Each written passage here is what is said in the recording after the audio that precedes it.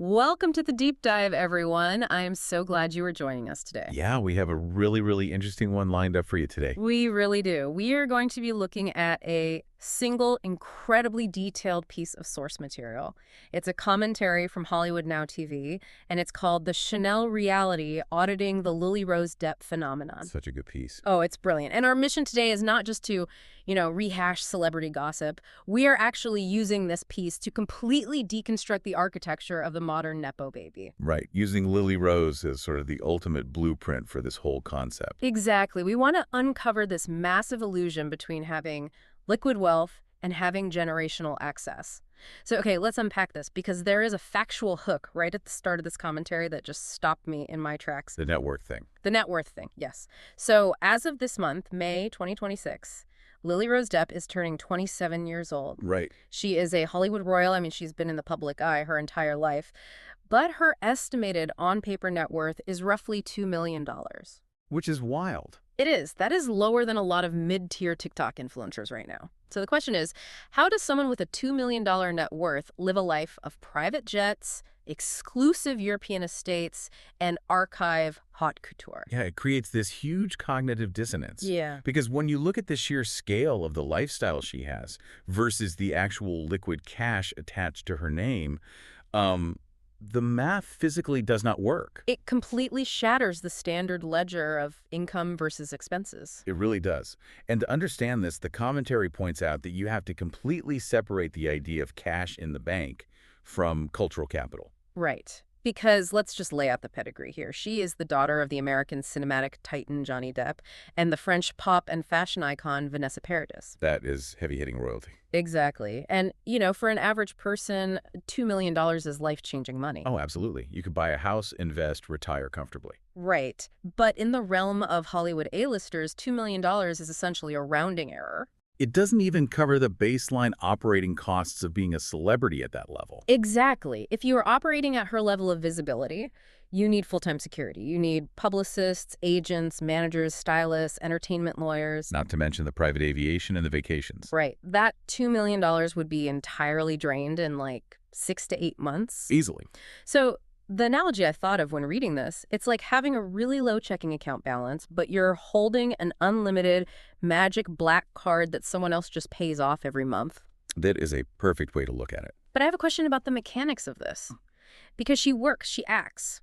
If her wealth isn't coming from, a grinding traditional acting salary, what exactly is funding this lifestyle? Because an HBO drama doesn't pay its cast in Chanel purses. Right, they do cut a check. Right.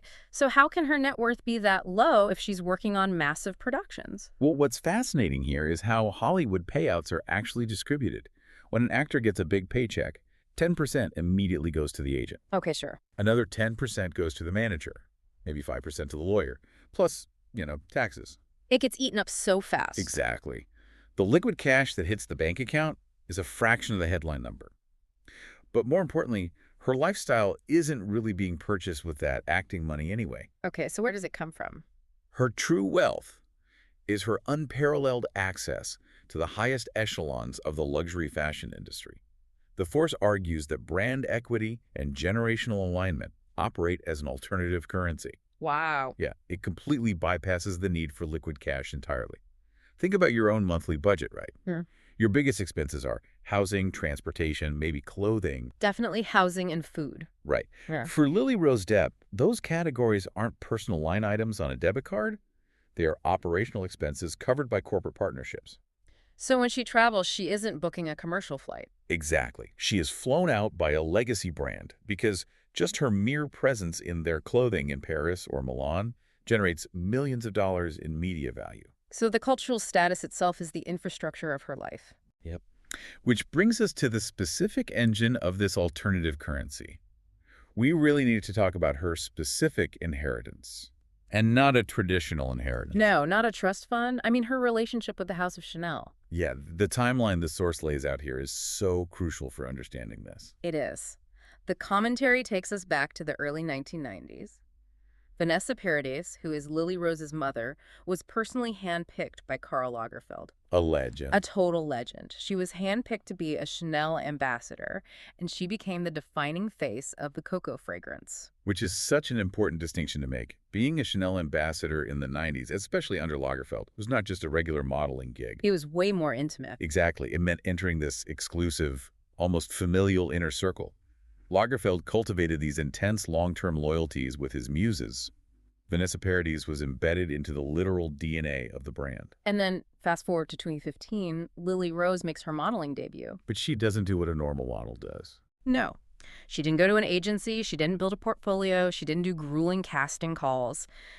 At 16 years old, she steps right in as Lagerfeld's newest muse and the face of Chanel Homme Vilo. She seamlessly inherits the legacy. It's crazy. But here's where it gets really interesting, because I want to look at the sheer scale of this subsidy. Let's do it.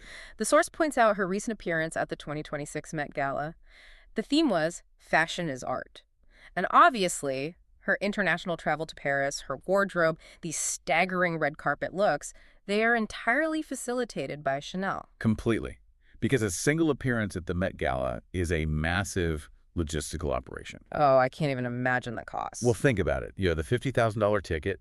You have the multi-day hotel suites at the Mark or the Carlisle. The security alone. Private security detail, hair and makeup teams flown in. And the garment itself is often a priceless archive piece that requires specialized transport. If an independent actor tried to fund that weekend out of pocket, that's what, hundreds of thousands of dollars? Easily. But Chanel covers it entirely because she is a walking billboard for their legacy. Wow. And if we connect this to the bigger picture, this brings up the concept of the velvet-roped safety net. Yes, the velvet rope safety net. Explain how that works for her acting career. Okay, think of a traditional working-class actor as a bootstrapped small business. Right. They have to constantly worry about commercial viability. Because they have to pay rent. Exactly. If they spend a year making some experimental indie film and it completely bombs at the box office, they might lose their health insurance. Their survival depends on generating a profit. Which is why you see really talented indie actors suddenly take a role in a massive, goofy studio comedy. They have to keep the lights on. Right. But Lily Rose is more like a venture capital-backed tech unicorn. Her seed investors, the House of Chanel, have bottomless pockets. Her lifestyle is subsidized by one of the wealthiest fashion houses on earth. So she is totally insulated from the financial realities of her acting career. Completely. She doesn't need to worry about box office bombs. And that buys her the ultimate luxury in Hollywood, which is ultimate creative freedom. That is just wild to think about. Okay, so she has this impenetrable financial shield. Right. But the source material pivots here. Because having that safety net and carrying that surname, it has actually become a massive double-edged sword recently. Oh, absolutely. The public sentiment has shifted. A huge shift. The commentary details the internet's hypercriticism of what they call the Nepo baby industrial complex. The demand for transparency is higher than ever. People are just exhausted by it. And Lily Rose walked right into a massive PR nightmare with a very specific misstep. The interviews. The interviews. She gave these interviews where she tried to downplay her parents' impact.